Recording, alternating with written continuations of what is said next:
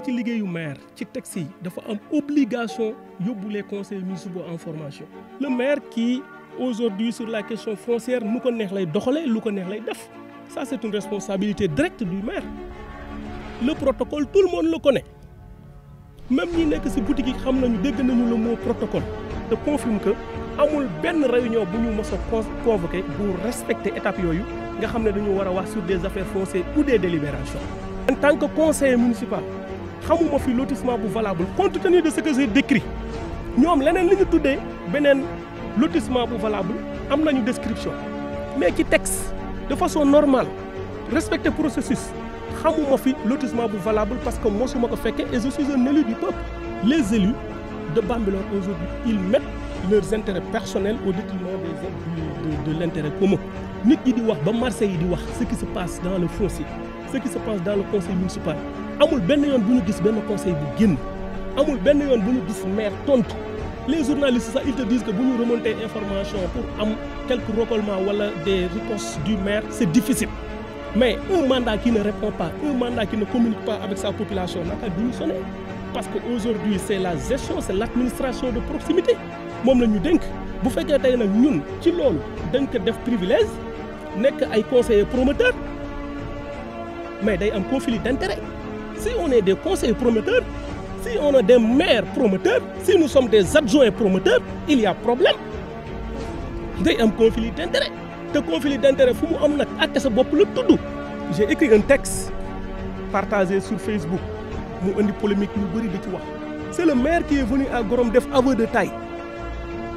étant conseiller municipal foofu laa yëgee man que le site existe d'après tout ce que j'ai décrit. te étant un conseiller municipal taxaw dégg ci benn cérémonie le maire informé de l'existence d'un site dans mon village wax fa maye na fa ay terrain xamuma ñaata. Mais si je le quantifie à 10 par exemple fi ñu jóge léegi yéen xam nga ni c'est à proximité des habitations bu fekkee site boobu dañu ko jaayee benn parcelle 4 millions bu fa mayee 10 kenn nit ki mu cité ñu mën a jàpp ni chef religieux la 40 millions lay nekk wala 45 et poussière lii war a am moo amul. J'ai décrit tout de suite que étant conseiller municipal ci cérémonie laa yëge loolu. Le pouvoir du maire vient de mon pouvoir avec l'équipe. S'il n'y a pas mon pouvoir avec l'équipe, le maire n'a pas de pouvoir. Donc, pris individuellement, ce n'est pas important. Mais quand je parle en tant que conseiller municipal et en tant qu'équipe. Donc, mon pouvoir, quand je dis mon pouvoir, je dis le pouvoir du conseil municipal. Donc, quand j'agis en tant que conseiller municipal. Donc, maire, avant de le prendre comme maire, il faut le prendre comme un conseil. S'il agit seul, il faut le prendre comme un conseil. Pouvoir bi mu am ci lotissement bi boobu laa ci mën am. Donc aujourd'hui délibération ñun ñoo ci am pouvoir c'est pas le maire il n'a pas pouvoir délibératif c'est le conseil qui a le pouvoir affecté par délibération désaffecté par délibération c'est le conseil qui a pouvoir. Le maire peut signer la délibération mais le rapporteur même du jour peut co-signer la délibération mais entérimé validé par le sous-préfet ou l'administrateur. C'est-à-dire que li ma fi wax ci ay lotissement bu amul délibération le sous-préfet yoonam nekku ci te gisuma délibération depuis bi ma fi nekkee ba léegi sur le foncier kon le sous-préfet il est épargné ay notification lay gis notification dëgg yàlla ku ci mos a gis signature du sous-préfet wala casier sous-préfet il est dans la légalité lui mais nañu yokk contrôle bi.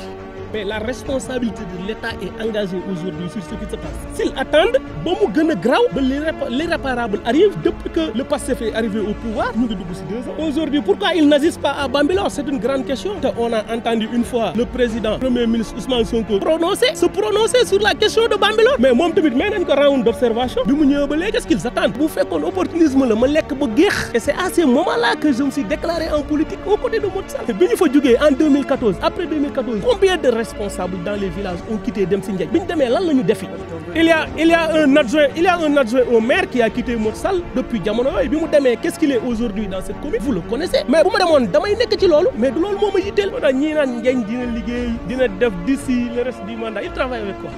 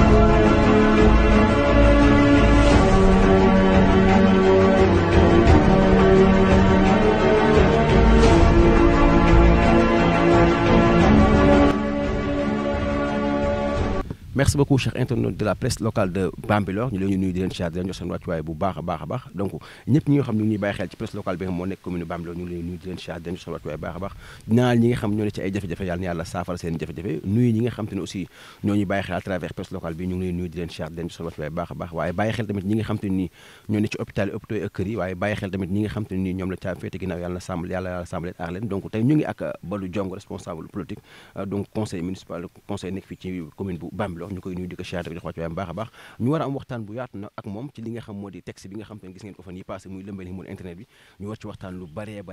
waxtaan lu bëree bëri ci li nga xam te ne mooy yokk gestion commune bu Bambilor ci foncière bi waxtaan lu bëree bëri ci ay point daal képp koo xam te daal di nga bëgg a xam li ñu war waxtaan ak Badou Diong rek mën nga ñuy taaxeerlu ci presse locale commune bu Bambilor ñu waxtaan ci donc ma bàyyi sama confrère Mané mu daal di nuyoog ñi nga xam ñoo ñuy bàyyi xel à travers presse locale bi Bambilor Actu Bambilor TV Jandeer production Jandeer TV yooyu import TV yëpp donc Mané maa ngi lay nuyu di la Cheikh bàyyi nga nuyu te ñu lay bàyyi xel. waaw Cheikh maa ngi lay nuyu di la sentir et vraiment c'est toujours un plaisir vraiment de retrouver monsieur Badou Diong, un jeune leader de la commune de Bambilor, responsable politique, opérateur économique, acteur de développement. Vous savez, aujourd'hui, c'est important pour nous vraiment qu'il puisse faire face à la presse locale, notamment pour aborder des questions, peut-être actuellement, questions d'actualité locale, communale, si vous voulez, notamment sur la gestion, puisque aujourd'hui, il a une voix autorisée, en étant conseiller municipal, élu du peuple, comme on dit. Donc vraiment, Chérou, c'est vraiment un plaisir de faire face à ce jeune leader, hein, comme on le dit vraiment. yaakaar nañ ni vraiment jotaay bi dina nekk vraiment am njëriñ loolu ci askan wi notamment les internautes qui vous suivent à travers le monde. comme ni nga ko waxee sànq rek suñu invité bi présenté nga ko parlement donc dañu koy bàyyi moom tamit mu daal di nuyoog ñi nga xam ñoo ñuy bàyyi xel à travers presse bi Badou maa ngi lay nuyu. salaamaaleykum Cheikhou maa ngi lay fay maa ngi nuyu population de toute la commune de Bambilor à travers le premier mandat le maire di nuyu le conseil municipal di nuyu tous les responsables politiques dans la commune de Bambilor. di nuyu les populations di nuyu toute la jeunesse ak toutes les couches de la population également di nuyu suñu naataango yu ñuy àndal di nuyu sama base politique vraiment il y a des jeunes qui nous ont accompagnés aujourd'hui qui sont derrière nous mais également ay responsables yi nekk ci dëkk yëpp ak ñi toog ci kër yi ak ñëpp di ñu suivre sincèrement ñu ngi nuyu ñëpp di nuyu en tout cas presse locale ñi fi teew ñëpp tudd nañ leen léegi di leen beral nuyoo bu baax a baax. d'accord merci beaucoup Badou donc dañuy dem rek dans le vif du sujet waxtaanee ko donc Badou duñ bëggoon waxtaan tuuti rek ci li nga xam te ne moo di gestion foncière commune Bambilor ñu gis ne am nga beneen texte boo xam te ne bind nga ko daal di koy dugal mais balaa ñëw si texte boobu rek ñu gis gestion foncière commune Bambilor yow en tant que un conseiller nan nga ko gisee. waaw d'abord Badou Diong conseiller municipal qui est en son premier mandat donc il est bien à préciser parce que c'est en 2022 que j'ai été élu conseiller municipal. Suite aux élections ma jiite woon liste bu proportionnel bu candidat Mamadou Sall Diop dëkk Bambilor qui fut mon responsable politique. Dire que vraiment la gestion communale ni ñu ko gisee mooy ni ko ñëpp gis rek parce que je me dis que aujourd'hui d'abord je le dis en tant que citoyen à la place du citoyen qui aujourd'hui di assister ay discussions di gis ay mbir di xew ci seen dëkk yi du ñu xam nu mu demee di gis ay terrassement di gis ay machines tout azimut di gis ay carrières non normées di gis ay lotissement je dirais clandestin dinaa ci ñëwaat donc vraiment la gestion foncière de la commune elle est catastrophique elle est chaotique donc loolu wax dëgg yàlla war nañu ko wax mooy sama gis-gis de façon superficielle mais de façon approfondie ci biir question yi dinañu ci ñëw mais daal li ma jàpp mooy le foncier de Bambilor est dégradé. Par rapport à ça dama dégg sànq daal di wax des lotissements illégaux donc lotissement yoo xam te ni clandestin la donc à quoi ça sert donc à qui la faute ba lotissement clandestin yooyu di am ci commune de Bambilor. waaw merci au conseil municipal d'abord le conseil en tant que groupe parce que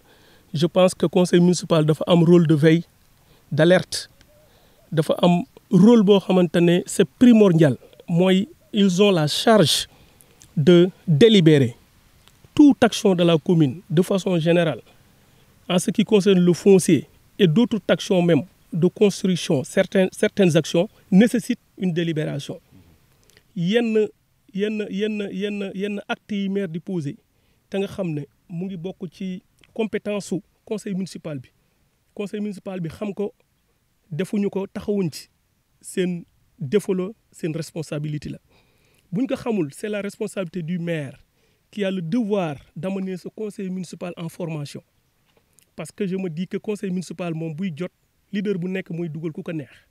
xooluñu compétence xooluñu profil mais bu ñu yëgsee nag doonatuñu ay conseiller benn leader ay conseiller maire bi ñu fal lañu conseiller population bi lañu te ci liggéeyu maire ci texte yi dafa am obligation yóbbu les conseillers municipaux en formation man bi ma nekkee conseiller ba léegi benn formation laa yëg bu am te dafa fekk sax ma tukki nekkuma fi woon donc je parle pas pour moi mais je parle en général du conseil municipal le conseil municipal boo fa nekkee nekk ci biir tu sens que nous avons un conseiller de niveau très bas nga xam ne li ñu war a xam pour doxal mbir mi dëgg pour mën a bañ mën a contrecarrer wax dëgg yàlla xamuñu ko te loolu c'est la responsabilité directe du maire qui est appelé à amener les conseillers en formation ñu former leen ci texte yi former leen ci li ñu war a def li ñu war a bañ ak li ñu war a nangu l'autre responsabilité si li conseil bi di doxe mooy le maire qui aujourd'hui sur la question foncière nu ko neex lay doxalee lu ko neex lay def ça c'est une responsabilité directe du maire aujourd'hui quand on constate le protocole par exemple le protocole tout le monde le connaît même ñi nekk ci boutique yi xam nañu dégg nañu le mot protocole te en réalité je pense que ça doit être la dernière étape de la démarche normale pour un lotissement pour que ça ne soit pas appelé clandestin protocole mooy dernière étape bi ñu war a def parce que le promoteur il peut sortir et déposer une demande de lotissement comme le privé bi moom toolam mën na xëy am un projet de lotissement ci suufam wala espace am mën na bañ a nekk tool mu ñëw introduire une demande de lotissement loolu nag bu fekkee am na mooy demande d'abord beneen bi il y a une commission bi mooy wax léegi la responsabilité des conseils la commission domaniale c'est des conseillers d'abord quel doit être le rôle sur ce que le maire est en train de faire de façon illégale te déggoo kenn wax ci en l'occurrence le président de la commission parce que il a responsabilité il a été nommé mais il a accepté rapporteur de commission il a été nommé par le maire mais il a accepté donc bés boo jëlee fonction da nga war a gëstu ci li nga war a def boo ko xamul bu fekkee xam nga ko tu es fautif bu fekkee am na luy am de façon illégale te baarewuloo ko donc aujourd'hui c'est des responsabilités partagées le président de la commission domaniale tey war na xam ne un lotissement après demande déposée par le promoteur ou le détenteur du titre war na former une commission d'enquête ñu dem xool les riverains xool ki nga séqal xool yaa moom tool bi xool moomuloo ko après nga def un rapport le rapport doit être acheminé en conseil municipal bu boobaa sama responsabilité keneen day engagé wu lan moo si suñu rôle foofu mooy compte tenu du rapport déposé par la commission domaniale nous allons juger si nous devons délibérer ou pas si on délibère wax dëgg yàlla le protocole doit maintenant avoir lieu parce que vérifier nañu étapes yi ñu war a vérifier yëpp on a aussi le pouvoir de rejeter la demande parce que il y a des réserves émises par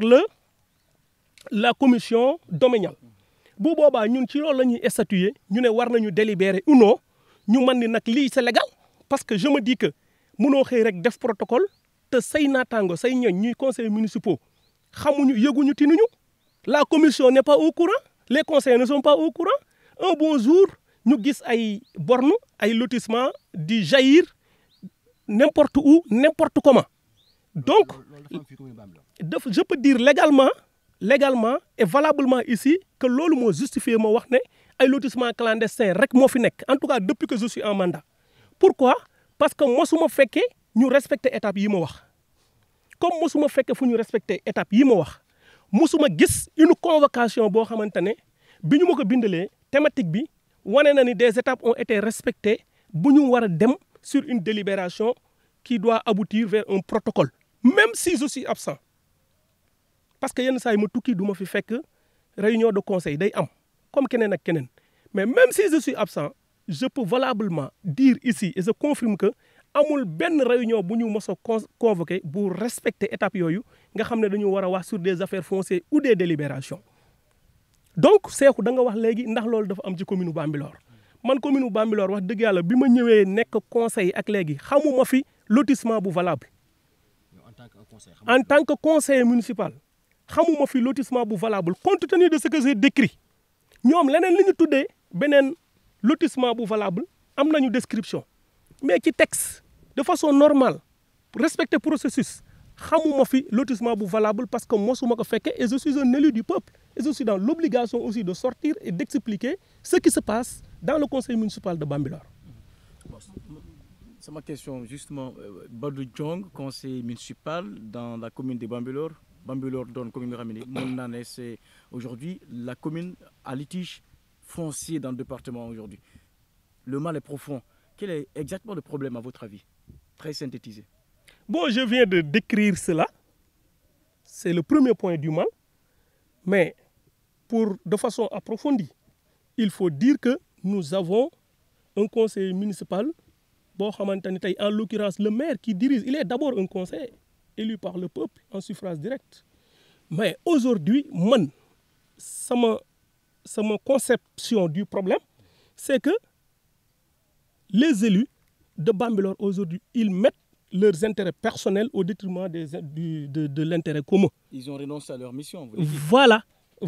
parce que renoncer à leur mission, moi, jàpp naa ne bu fekkee dañu def 2 ans et plus de mandat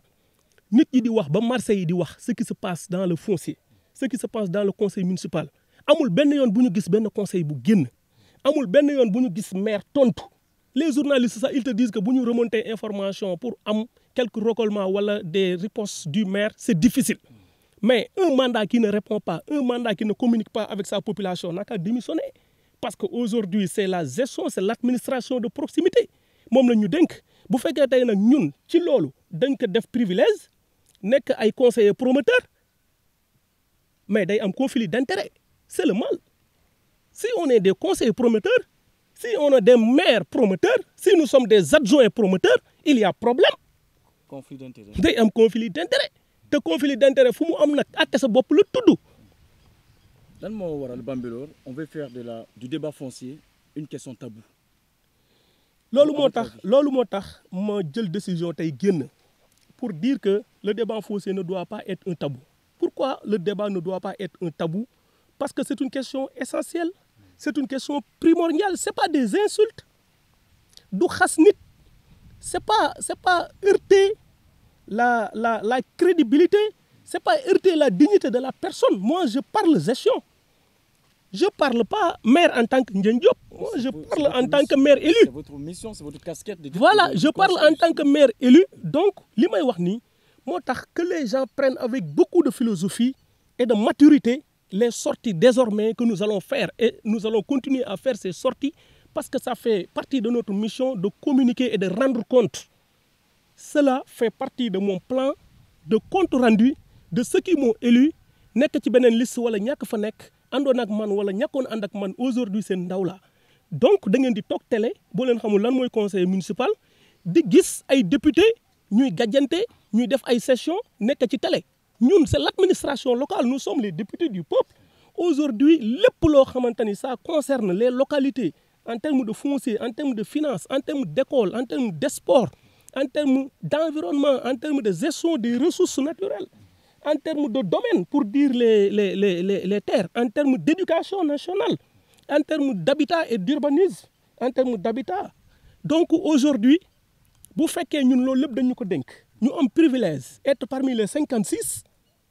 dans une grande communauté très peuplée où aujourd'hui les cités rek dominent les villages autochtones. Si on ne peut pas, on n'a pas l'attitude, amuñu woyof, amuñu courage pour génn, on ne mérite pas le fait d'avoir été choisi parmi ne serait-ce que les groupes politiques qui avaient le droit de descendre wax seen bëgg-bëgg tànn la yow. Donc aujourd'hui, j'ai vraiment, et j'allais avoir honte de trahir la mission de cette liste qui avait dit à travers le président Moussa Diop, bu ñu ñëwee il allait gérer autrement. Li ma fekk fii sax moo gën a garaaw ñun li ñu xalaatoon ni am na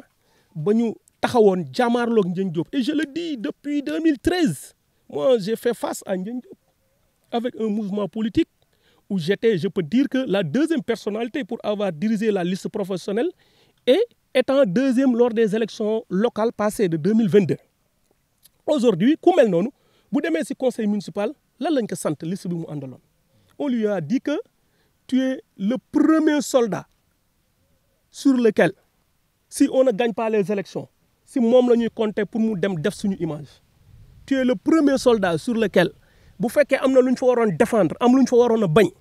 ñii nga àndaloon ci liste bi bu ñu demee sax ba ñu rey leen yow résiste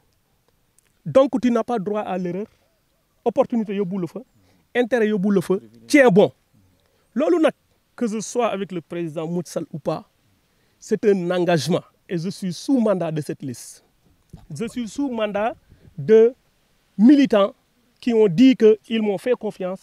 et qui ont dit aujourd'hui que projet bi ñu leen présenté dinañu ko doxal kon man lépp loo xamante ni nuru na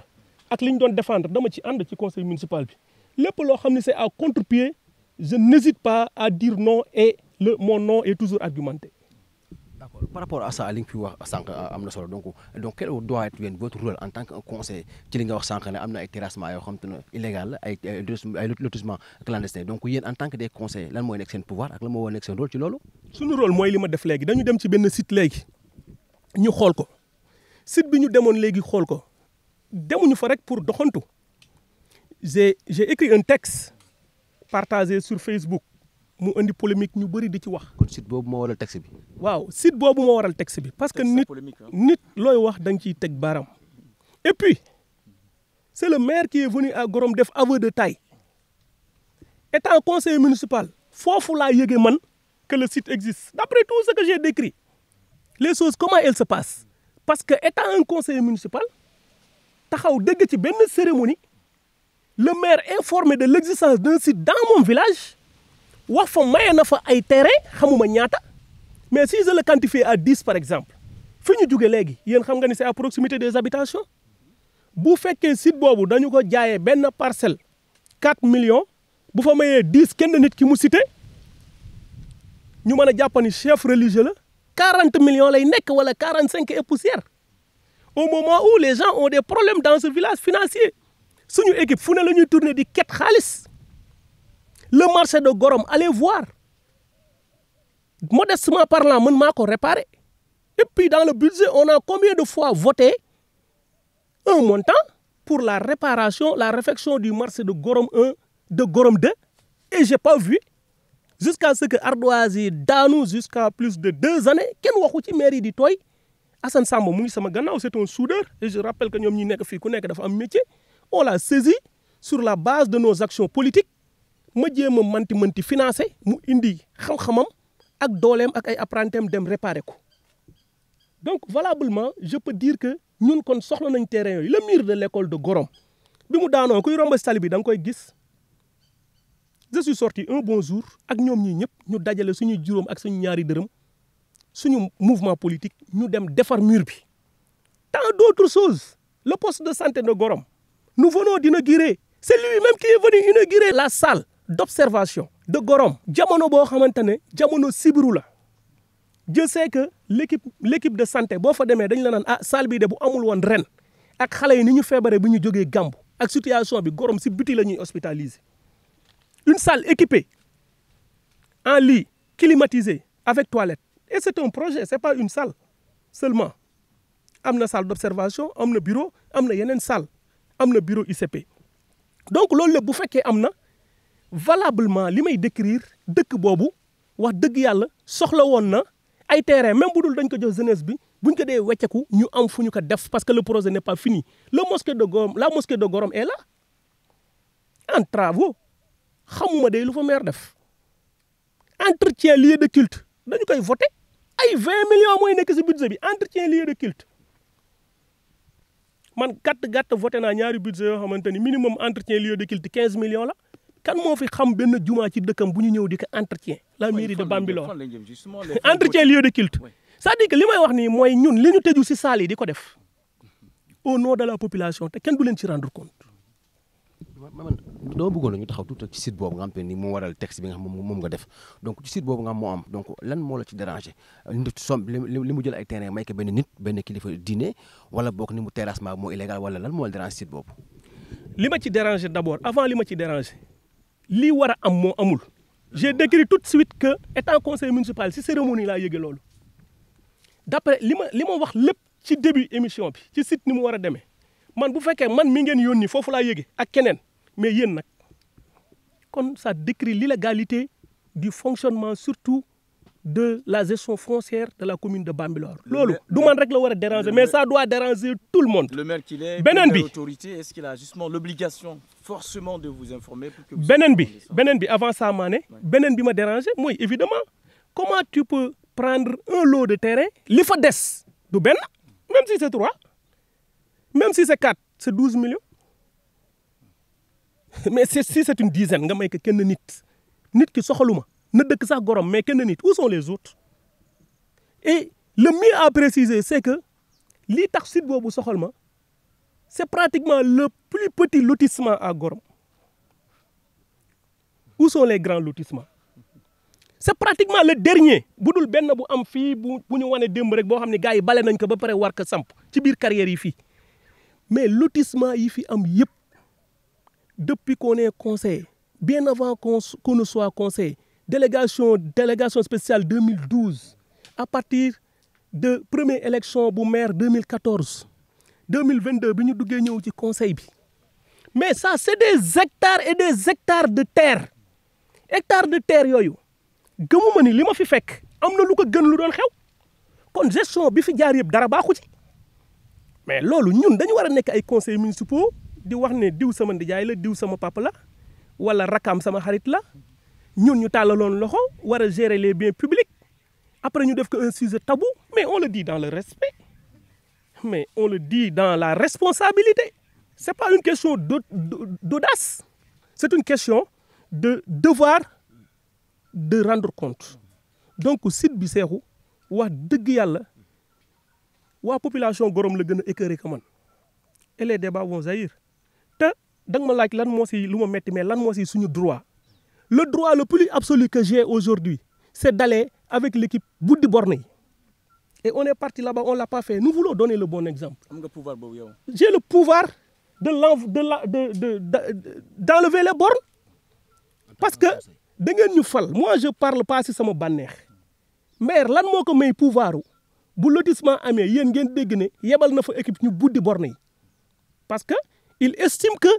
le lotissement n'est pas normal il estime que. est-ce que yéen ñaar yéen a bokk pouvoir. Attends d'abord le pouvoir du maire vient de mon pouvoir avec l'équipe. S'il n'y a pas mon pouvoir avec l'équipe, le maire n'a pas de pouvoir. Donc, pris individuellement, c'est pas important. Mais quand je parle en tant que conseiller municipal et en tant qu'équipe. Donc, mon pouvoir, quand je dis mon pouvoir, je dis le pouvoir du conseil municipal. Donc, quand j'agis en tant que conseiller municipal. Donc, maire, avant de le prendre comme maire, il faut le prendre comme un conseil. S'il agit seul, il faut le prendre comme un conseil. Pouvoir bi mu am si lotissement bi boobu laa ci mën am donc aujourd'hui délibération ñun ñoo ci am pouvoir c'est pas le maire il n'a pas pouvoir délibératif c'est le conseil qui a le pouvoir affecté par délibération désaffecté par délibération c'est le conseil qui a pouvoir le maire peut signer la délibération mais le rapporteur même du jour peut co-signer la délibération mais entériné validé par le sous-préfet ou l'administrateur qui est là au nom de l'État. Donc aujourd'hui, c'est des choses qui doivent être imposées par, en tout cas, le préfet ou l'agent administratif qui est chargé de ça. Parce que la commune de Bambilor tey laaj na ay correction parce que c'est assez quoi. Il est temps man li ma def tey mooy tirer la sonnette d'alarme que li nga ma wax ci sama rôle moom laa déclenché mooy veille alerte dénonciation loolu nag du loo xam ne dama ko def fii léegi de Cheikh bi ma nekkee ci mairie bi ba léegi pourquoi je ne suis pas sorti mooy nit ki mënoo ko fal rek attaqué ko kon yow bi nga duggee ci conseil bi indaale nga fa sa opposition tu n'es pas un conseiller municipal tu es un opposant boo xam ne da nga doon opposé wu ñu fal nit ki nanguloo ko palam. C'est la question de pourquoi maintenant. mais bi ma yëgsee dama ko may round d'observation. Tu es un sportif. round d'observation sur le terrain. caa yi dañ naan équipe bi dafa ñëw rek taxaw xool kii li mu andi. mais man dama ñëw taxaw xool li mu andi parce que il a crié partout que c'est des préjugés gars yi dañ may sosol mais bu ma yëgsee du ma lijjanti li Modou Sall doon wax am naa xel damay xalaat. aw ma xam-xam waaye am naa as tuut loo xam ni nettali nañ ko ma dégg ko mais bi ma ñëwee commencé naa gëstu ci loolu bu ma gëstoo ni mu war a demee damay xool ndax dina ko doxalee noonu mais doxalee ko noonu kon round d'observation boobu moom obligation la ci man quoi mooy gunge taxaw xool seetlu sa waay fan la jëm est-ce que li ñu doon wax lépp loolu la wala loolu lay doxal wala dina soppaku mais bu fekkee loolu la woon soppakuwul bu fekkee loolu lañ ko waxaloon loolu lay doxal c'est ça la vérité donc loolu moo tax durant tout ce temps waxuma tey période bi ma génne mën nañ ko quantifier wala ñu xool ko tey ci temps benn gestion à mi-parcours donc boo doxalee ba xaajal war nga mën a taxaw nag def compte rendu moo tax may doog a génn wax parce que yëg si rek génn di wax jàpp naa ni opposition la boo tegul fen acharnement lay doon si nit ki te wax dëgg yàlla période bi ñu wax jàpp nañ ne population bi yëpp ñu ngi xaar les conseils municipaux wax. On parle du foncier. Hein. À l'entendre parler le jeune Badou Diong, c'est finalement une inquiétude derrière la tête aujourd'hui dans une commune Bambilor. Amuñu sax infrastructure sportive. Vous avez joué vos navétanes chez les autres malheureusement. Vous avez été cherché de Tenguet, vous êtes parti à Niakorab. Là-bas aussi on vous a cherché malheureusement. Vous avez joué jusqu'à Bayar. C'est compliqué chez vous. Parfois il n'y a même pas de cimetière, pas de mosquée, pas de grande mosquée, vraiment pas d'espace public pour les jeunes. Badou, votre inquiétude vraiment elle est grande. À votre avis, l'un de mes vraiment problème, peut-être ça va être une solution définitive à long terme pour régler carrément ce problème de gestion foncière vraiment à polémique dans la commune de Bambilor. Mais tu l'as dit, le maire dafa am ku ñu teg ne na ko contrôler c'est l'État ñu am arrondissement ñu am ku ñu fa teg na contrôler maire. Le maire est incontrôlable à vous na contrôler maire c'est-à-dire que li ma fi wax ci ay lotissement bu amul délibération le sous-préfet yoonam nekku ci te gisuma délibération depuis bi ma fi nekkee ba léegi sur le foncier kon le sous-préfet il est épargné ay notification laay gis notification dëgg yàlla ku ci mos a gis signature wu sous-préfet wala cachet sous-préfet il est dans la légalité lui mais nañu yokk contrôle bi ñu war a contrôler la gestion municipale que l'État intervienne s'il le faut lancer des audits foncières dans la commune de Bambilor parce que si État moom point bi may wax s'il y a une population bu am droit yow nga am le pouvoir régalien pour gérer leen nga ne man pour une gestion de proximité je donne des compétences transférées aux maires aux mairies aux conseils municipaux nga gis na ñoom population bi ñu ngi wax ba conseillers yi commencé génn di décrier mais la responsabilité de l'État est engagée aujourd'hui sur ce qui se passe s'ils attendent ba mu gën a graw ba l'irréparable arrive depuis que le PASTEF est arrivé au pouvoir ñu ngi dugg ci 2 ans aujourd'hui pourquoi ils n'agissent pas à Bambilor c'est une grande question te on a entendu une fois le président premier ministre Ousmane Sonko se prononcer sur la question de Bambilor. Effectivement. Mais moom tamit may nañ ko round d'observation bi mu ñëwee ba léegi qu'est-ce qu'ils attendent wax naa ko ci benn sortie le président son excellence bi mu ñëwee bi ñu laa def dara dem na Ndengeleer rek la ji coow loolu c'est un problème qu'il portait mais ñun kenn porté lu ñu suñu problème. Mbour aussi a été réglé par le président en personne lui-même. kenn porté lu ñu suñu problème ça veut dire que amuñu kenn au pouvoir mais le président il est notre président le PM il est passé par ici gaa ñi teeru ko ñi ko votel fal ko ci Sénégal suñu commune bi bëri na ci lool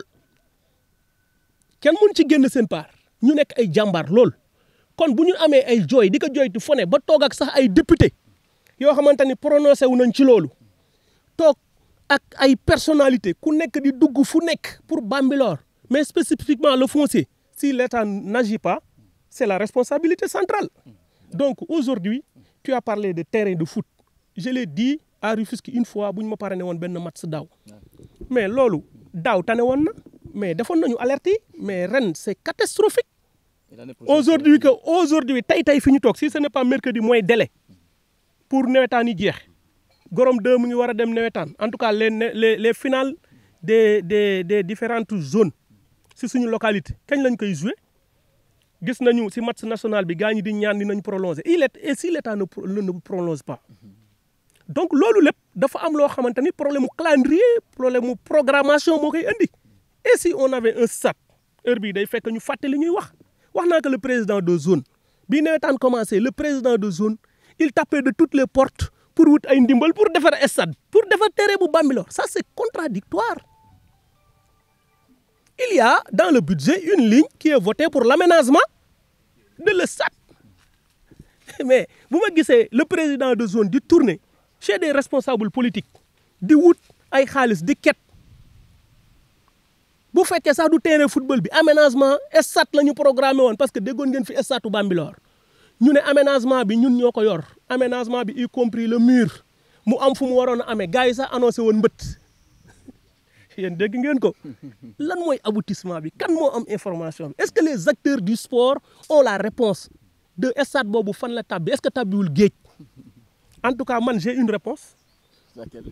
parce que man du ma yéen excusez-moi du terme je suis un élu boo xam ne waruma gàggantikoo ci mbedd dama interroger maire devant le conseil municipal ni que la question de le stade là tontuñu si il a répondu jusqu'à fi mu conclure mooy dañu amoon site bu ñu waroon aménager wax dëgg yàlla site bi ñun ñoo ko waroon joxe miire ko site boobu finalement jàllul donc finalement c'est le terrain de Bambilor qui est l'option pour le stade pourquoi parce que terrain bi mu ngi fi mais commune moo ko miire woon que ça soit cette commune ou communauté rurale de Sangalkam c'est une continuité mais commune moo ko miire woon comme commune moo ko miire woon dañuy capitaliser loolu où est le fonds pour l'aménagement kon war nañ ci dimbali stade bi ñu aménager ko mu normal damier ko ba du taa mais ñu koy labourer donc tey bu fekkee dañ fa commencer tout le monde savait que ça n'allait pas aboutir quelle est la responsabilité des gestionnaires du sport de la commune sur ça est-ce que dañu war rek école tëj na rek nawetaan day am automatiquement sans faire des états généraux de le sport waxoon naa ko fi ñu wootee les états généraux woo les experts maire am modestie dem wuy ji leen ñu teg un plan boo xamante ni de sortie de crise de cette situation du sport de notre zone quitte à ce que ñu ne sport amul ren nawetaan amul ren Bargny depuis combien de temps defuñu nawetaan est-ce que dañu dee mais ñun ñi di kërti di def nawetaan de façon bricolée ñu ngi nii tey mënuñu def final par une décision ministérielle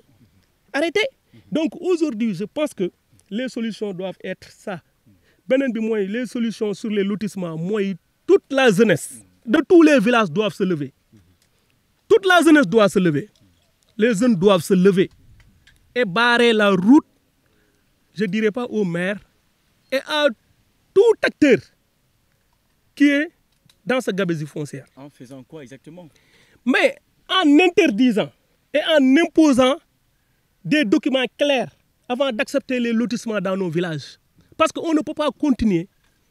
boo jógee fi ñu jógee Gorom ba léegi ñëw si digg àll bi fii def nañu presque 1,5 kilomètre dañuy romb ay bornes à tout azimut yow xamoo bii ni mu dugganteeg beneen bi le plan local de développement bu amul wala tàmbali nañ ko bu yeggul nañ ci dimbali nit ñi mais dama jàpp ni war nañoo mën a dugg si site bii xam ne fii la mbedd bi yem fii la jëm fii mooy interconnexion bi mais da ngay gis ñaari tool sax ñu ñëw dagg ko même fi ñu jógee léegi gis ngeen ñag bi mango yi ni mu tegoo ci kaw am na beneen lotissement bu nekk à côté xamoo nu mu dugganteeg moom bu ñu ko expliqué wul ñoom mënoo leen ko xam mënu ma ko xam ci gannaawam beneen tool la nan lañ ko lijjantee ban commission moo demoon xool les riverains ñi kii seex ak lotissement boobu ba ñu war ko mën a accepter et je pense que fépp fu ñu def borne am na protocole te bu amee protocole te jaarul su ñun rek c'est illégal. D'accord. Badou, bi nga bind texte bi, il y avait beaucoup de tollés, hein, beaucoup de répliques, beaucoup de débats dans la commune. Les proches du maire, certains vous ont taxé de omnibulés par le pouvoir. Badou, est-ce que vous avez un œil sur la commune de Bambilor? Est-ce que officiellement vous êtes candidat pour la prochaine élection? Bon, je dirais même des proches du maire. Yooyu man dama leen di noppal ñoom di leen wax ne du ma ko xool sax bu ñu fay wax di saaga ak yooyu gars yi xëy na ñoo fay nekk di ko xool di nekk ma ci niveau boobu sincèrement. te toujours am na baat yu may wax dama ciy teg modestement parlant parce que am na leneen lu ma gën a yitteel mooy li may wax nii que topp ay commentaires en tant que le premier magistrat wala en tant que conseiller di détail ci loolu man damay dem vers les solutions donc aujourd'hui ñooñu c'est des opportunistes. C'est des conseils qu'on voit. J'en connais parce que on m'a parlé de certains mais ñi mu ci doon ñëpp ñi dëkk ak ñoom bu ñu ma seetaanee dinañu xam ñoom ci lan la ñuy dox fa ñu dëkk. Si c'est une cogne, ils sont qui?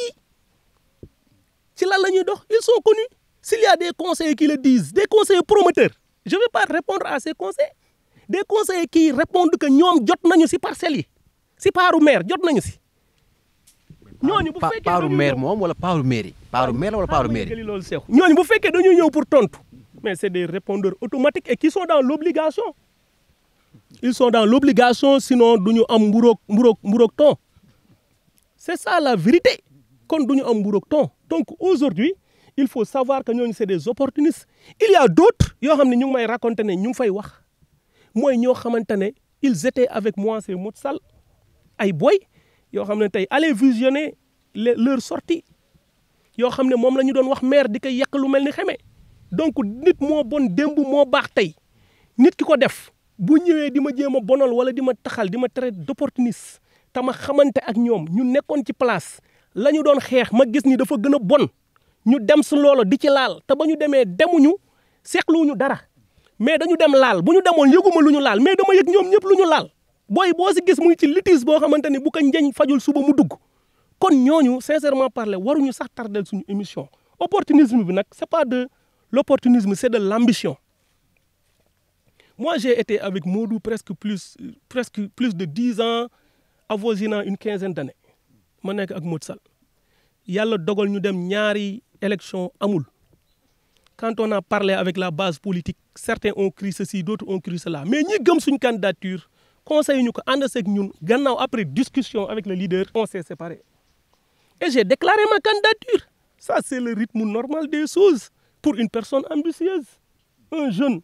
boo xamante ni sax wax dëgg yàlla kenn xaaru ko dans les audiences dans les responsabilités waxatuma la ak nit koo xam ne yàlla baaxee na la as tuut nga am des responsabilités au niveau national et international sa communauté dañ la war a jariñoo je pense que c'est de être là à dire que c'est de l'ambition ce n'est même pas la réponse parce que loolu amul réponse ba du opportuniste amul réponse parce que pour ceux qui me connaissent on était là depuis les luttes avant que ma am bac ci amicale villageois Gorom amicale des élèves et étudiants de Gorom ci le sport nit yi xam nañ yan taxawaay lañ ci am bañ fa jógee bi ñu jiitee amicale des élèves et étudiants de la commune de Bambilor moi je suis le premier président de cette amicale après le morcellement de Sangalkam bu fekkoon opportunisme la njañ délégation spéciale la nekkoon non contrôlé presque amuloon benn conseil il avait tous les pouvoirs foofu bu fekkoon opportunisme la ma lekk ba géex et c'est à ce moment-là que je me suis déclaré en politique aux côtés de Modou Sall bi ñu fa jógee en 2014 après 2014 combien de responsables dans les villages ont quitté dem si njañ bi ñu demee lan la ñu defi il y a un adjoint au maire qui a quitté Modou Sall depuis jamono yooyu bi mu demee qu'est-ce qu'il est aujourd'hui dans cette commune vous le connaissez mais bu ma demoon damay nekk ci loolu mais du loolu moo ma yitteel mais am ambition yoo xam ni da nga dem saboter nit ki ba mu gagné nga dem fekki ka lekki ba mu bëgg a jee nga bëgg a génn teg ay ambition ci table ji wax dëgg yàlla loolu nañ ko seetaat. Bara Diong veut devenir le prochain maire de la commune de Bambilor. Il est très jeune. Est-ce que vous mesurez vraiment l'ampleur, la responsabilité, les charges municipales vraiment? Moi, ma signature au niveau local aujourd'hui, boo ko gisee da nga gis Alioune Bara Diong, futur maire de la commune de Bambilor. Déjà futur maire. Moi aujourd'hui je vais être appelé maire parce que je suis un élu. Le maire c'est un élu par suffrage universel. C'est pas des titres que je cherche.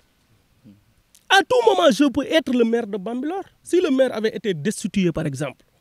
ñu ne dañuy dem élection ñu ne conseil municipal bi lay génnee valablement damay tàllal loxo te xaw ma beneen candidat bu mën a tàllal loxo.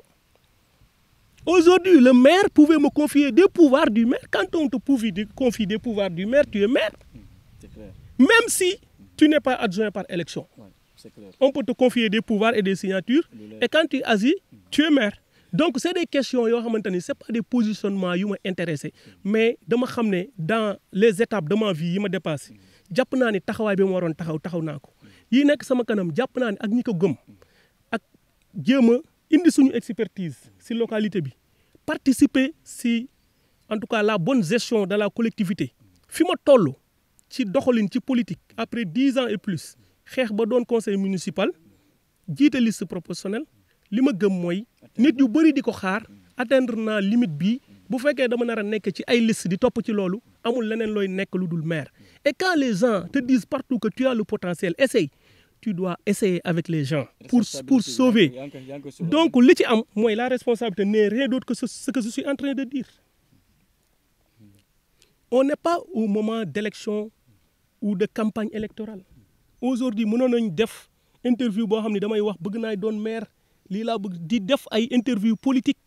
yeggaguma ci loolu ba ma waree déclarer sama candidature génn naa déclarer ko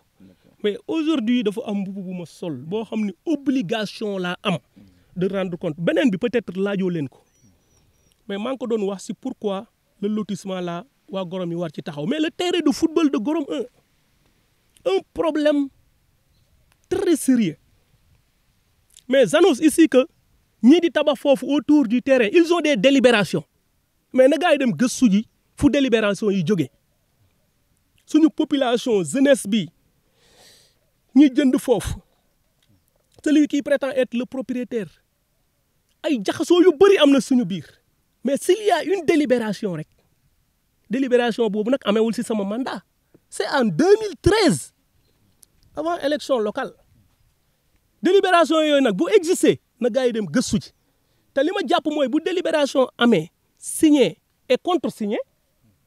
juge de légalité et de la légitimité jàpp naa ne wax dëgg yàlla c'est un papier. La délibération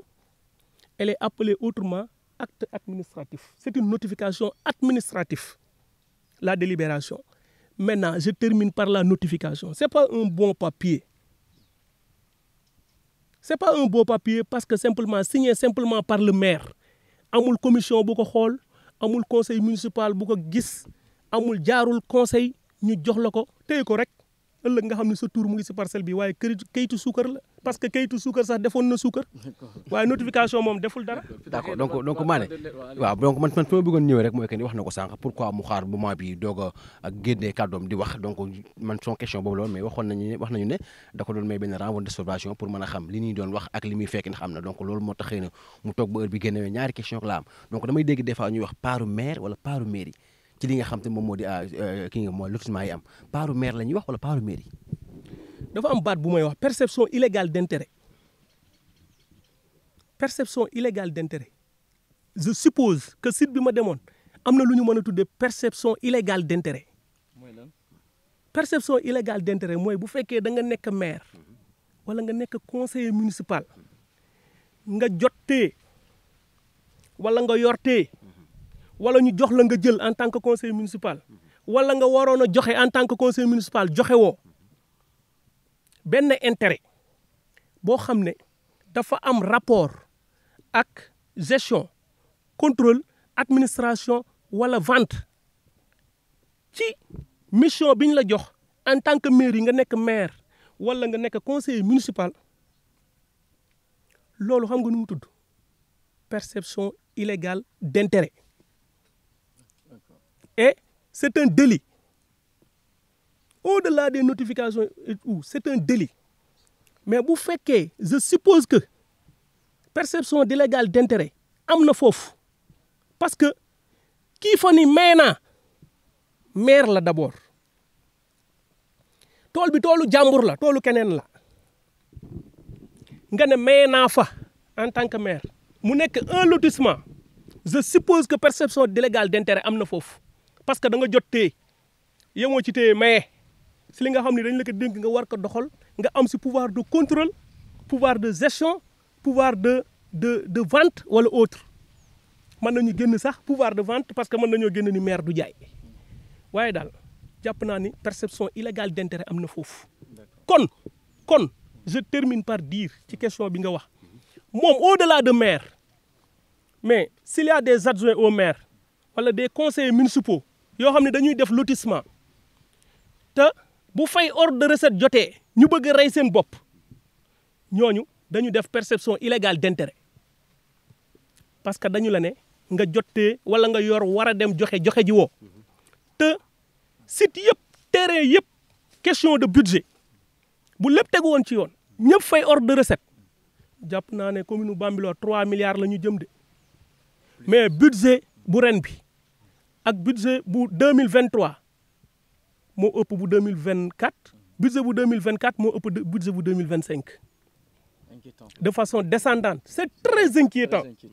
bi ci des mooy budget 2025 bi sur 952 environ il y a 750 millions de fonctionnement 250 et quelques d'investissement moo tax ñii naan Ndiagne dina liggéey dina def d'ici le reste du mandat il travaille avec quoi? Mais s'il y a ce problème de budget, c'est à toi. On te dit que tu as le pouvoir de planification. Tu dois avoir la stratégie de recouvrement. Le foncier bâti est là. Mais da nga ko war a ñeme droit la wala du droit da nga ko war a def wala waroo ko def. Quelle communication pour que les populations acceptent cela? D'abord, c'est un foncier bâti. Mais est-ce que am nañu kayit? bu ñu amul kayit koo la encaissé est-ce que doo def politique bu yomb social boo xam ne ñiy dëkk ci kër yu yàgg yi ñi nga xam ni amuñu kayit seen këru maam la nga def politique sociale mooy kaay leen déclaré wu am ay délibération ñu doog ko waxtaan ak sous-préfet mais au lieu de payer 195 000 kaay leen fay 50 000 wala 25 000. Justement, c'était là justement ma donc loolu bu ñu ko defee ba pare ba am kayit yooyu il peut sortir dire non tante nañu ko les populations mais quand les populations résistent parce que ils ne comprennent pas il faut communiquer. La gestion de proximité des communautés, c'est la communication. Ñoom, sans risque de me tromper, ils ne peuvent pas sortir, me démentir ici que ñaata yoon laa wax ci biir conseil bi communication. La communication, elle est essentielle. Ñaata laa wax ci biir conseil bi formation. La formation, elle est essentielle. Li tax ma koy jooy mooy dañu fa yóbbu ñoo xam ne ñenn ñi marché lañ leen jëlee ñenn ci mbedd mi ñenn ñi feneen ak feneen muy niveau boo xamante ni c'est pas le meilleur des niveaux bu ñu leen fa yóbboo defuñu dara seen droit la ñu nekk mais kii def mooy ki leen formé wul. En 2 mots, supposons, rêvons que Badou Diong est élu le prochain maire de la commune de Bambilor. Quelle sera la première action?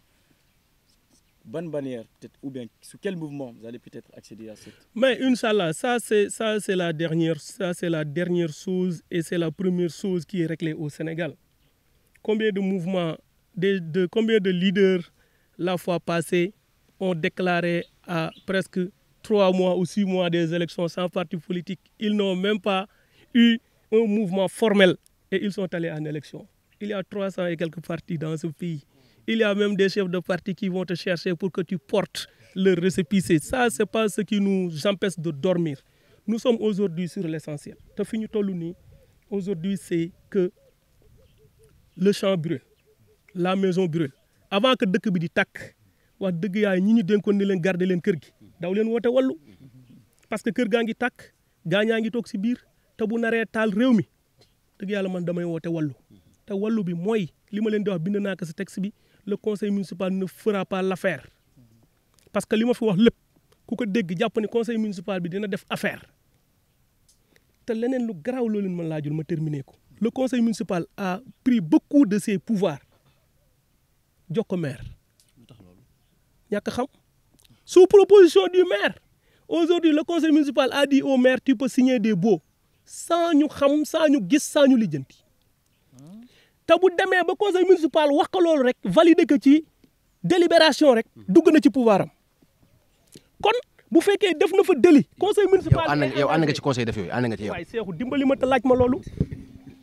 bu fekkee ba conseil municipal bi def délit ci loolu conseil municipal bi ñoo am responsabilité directe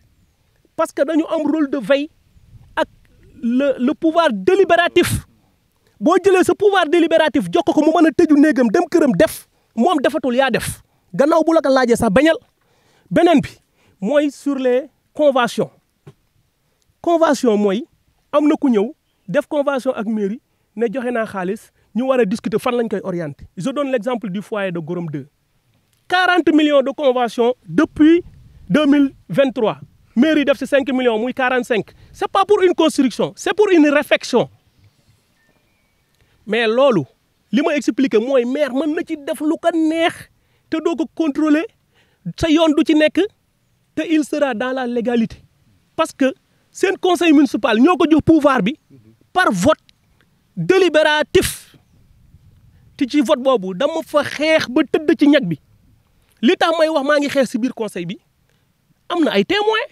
des conseils municipaux ont témoigné par écrit bi ma defee texte en l'occurrence maa ngi koy saluer le frère Djili Diop jour boobu li ma gis c'est Djili qui a voté non avec moi Tafa Sarr école il s'est abstenu dani man je m'abstiens bi ñu fa génnee le jour dañu bind attaquer la délibération pour que cela ne passe pas ñu dem déposer ko ma signé Djili signé Tafa Sarr n'a pas signé man ak Djili ñoo consigné cette attaque là c'est une plainte te plainte boobu yaa ngi ko war a déposer sous préfecture ñu dem déposer ji ko sous préfecture pour dénoncer ce qui se passe et dégager notre responsabilité mooy tontu li nga wax. dégager notre responsabilité que conseil bi ba ñuy jël de ces pouvoirs qui sont essentiels parce que nous devons contrôler ces choses dans la gestion, dans la mise en œuvre, dans la finition. Allez journalistes voir ce qui se passe aujourd'hui dans le foyer de Gorom 2 depuis 2023. boo demee mooy ba tey mu ngay takk ñaata entrepreneur ñoo ko yor entrepreneur bii nekk yor ko présentement nañu dem wër kan la il a quel lien avec qui des conseillers municipaux yuy lotissé encore une fois xaw ma am na feneen de waaye am na commune Bambilor des acteurs du foncier foncièrement foncier sur le foncier qui sont des adjoints au maire am na commune Bambilor te loolu fu mu am perception illégale d'intérêt, conflit d'intérêt. Donc, le mot de la fin. Moi, je termine par dire que à la population de Bambilor, de toute obédience politique, écoutez-nous avec le cerveau et non le cœur. Écoutez-nous avec la tête et non le cœur. Nit bu fekkee dafa génn di wax te yow balaa nga kaa déglu dégg ni wax nga ba ngay dem moom da nga yor jaasi pour xeexi te dégg goo lu mu wax yow la muy wax du la jariñ te loo ko wax rek lu bon lay doon lu ñaaw kon ñun duñu wax nit lu ñaaw jàpp naa ni wax nañu ba jóge fi sans citer pratiquement de nom sans citer de problème familial maa ngi gis ay textes ci Facebook yoo xam ne ay famille ay attaqué ay dynastie on m'a jamais vu dans ça et pourtant je donne du contenu baax na wala baaxul à vous de juger mais je demande à la population de Bambilor désormais de se réunir autour de l'essentiel dem vers l'information et ça c'est de l'information njëriñ la parce que dafa am ku ngeen yónni mu génn wax les gens peuvent sortir et dire ils sont libres mais li may wax lu ma fekk la lu ma dund la te wax ko jot na kon ñu ngi leen di gërëm yéen presse bi di nuyuwaat encore une fois le maire et toute l'équipe municipale parce que lii ma def nii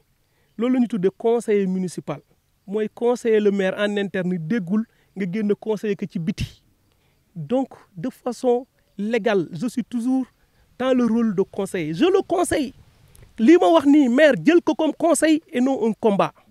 dans le combat politique bu jotee dinaa ci wàcc te di nga ma dégg parce que je n'ai qu'un seul opposant